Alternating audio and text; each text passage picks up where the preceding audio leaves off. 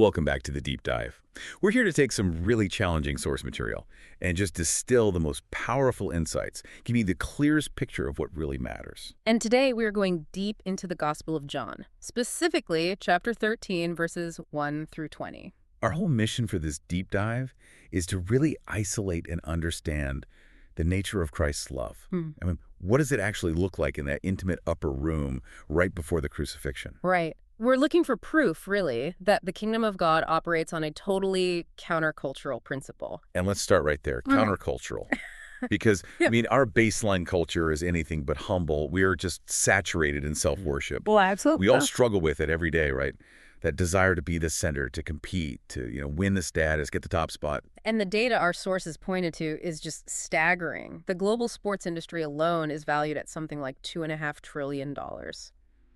It's a huge testament to how obsessed we are with being the best, with winning. It's like our default operating system. That aggressive me-centeredness just dictates how we see everything, even relationships, generosity. Well, and we saw that quote in the material from that pop celebrity who just put it so bluntly. Christmas is about getting what you want. Right. The world views value through that lens of self-satisfaction. Yeah. Personal elevation. But the sources are clear, and that kind of status is so fleeting. I mean, any record you set is just waiting for someone else to break it. It breeds envy, instability. And that's the good news we're digging into today. Yeah.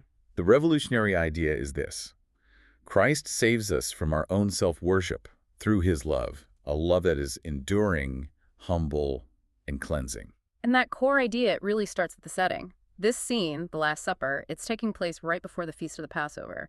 Jesus knows the clock is ticking. The timing is so critical here. He knew his hour had come. He's about to leave the world, return to the Father. And his focus, in that moment, is on the people he loves. Which brings us right to the foundation of this love. The material highlights this one key observation, that Jesus, having loved his own who are in the world, he loved them to the end. To the end. That phrase, it just carries so much weight. What does that guarantee about the relationship between Christ and the people he loves? Well, what's crucial to grasp is the finality in that phrase, the effectiveness. This isn't some temporary emotion that just runs out of steam. So it's not conditional on their performance? Not at all. When the text says he loved them to the end, it means this love endures, it's always effective, and it guarantees the entire purpose of their redemption. It ensures the outcome. It's just such a staggering contrast to how we love, isn't it? Our love runs out when we feel betrayed or frustrated or when someone just becomes too much of a burden. Exactly. Human love is almost always conditional. We're constantly trying to earn our place, to earn acceptance back. And that competition culture tells you, if you fail, you lose your status. But Christ's enduring love, it connects directly to a promise he made earlier in John chapter 6. He said he would lose nothing of all that he has given me. So because his love guarantees the result, Yeah. we can't fail in the end. He accomplishes his purpose for his people, despite their sin, despite their slowness to believe, all of it. So if you're listening and you struggle with that internal push to compete, to win your acceptance, what does this enduring love mean for that daily struggle? It means the competition is over. You don't have to compete for salvation or earn your place at the table or win God's favor. You just don't. Because if he had only done most of the work, If he left even a tiny sliver for us to contribute, there'd be no guarantee. We'd lose.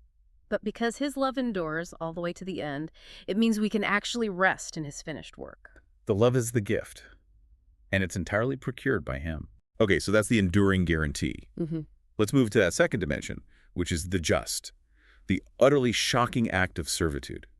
Jesus, knowing he's the king of the universe, knowing the Father had given all things into his hands, he does the work of the lowest slave. This is love that is humble. It's the cosmic king stooping down to the ordinary and frankly to the filthy. The humiliation is the point. You know, the source material had that great analogy, the story of Princess Elizabeth during World War II. She was next in line for the throne. Right, and she insisted on training and working as a mechanic. As an auto mechanic, alongside ordinary citizens. That act of giving up your perceived status to serve, it makes the example so much more powerful. And Jesus' act is on an infinitely greater scale. He gets up from the table and he starts preparing for this service. Okay, let's talk about the symbolism of the garments here, because the actions are so carefully described.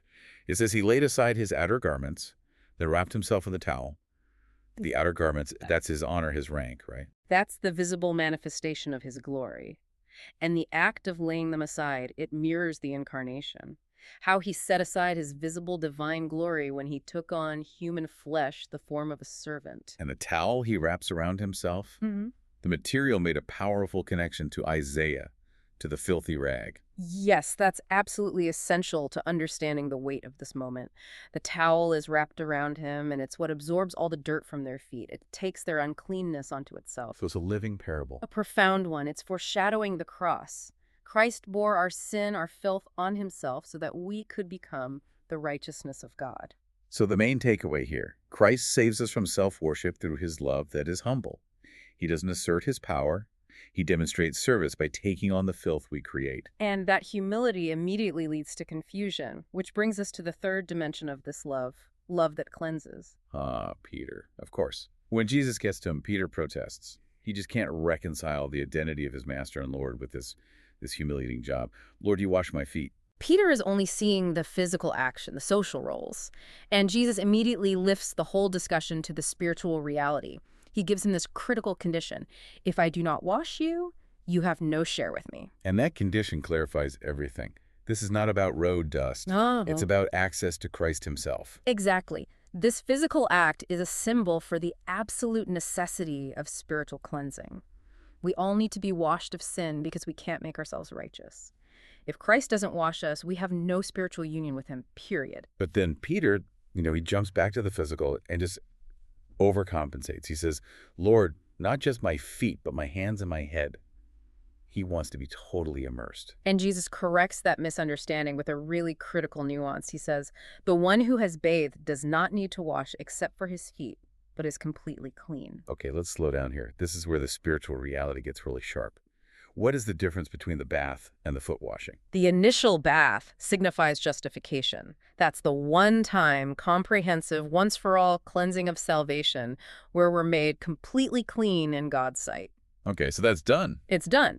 But the foot washing signifies sanctification. That's the daily process of being cleansed from the incidental sin and contamination we pick up just by walking through the world. So the disciples are already saved. They've had the bath. But they still need that daily cleansing. Precisely. We contribute nothing to the full bath of justification, but we constantly produce the dirt that makes the daily washing necessary. And the source material really underscored that this physical foot washing, it's a symbol, a pointer.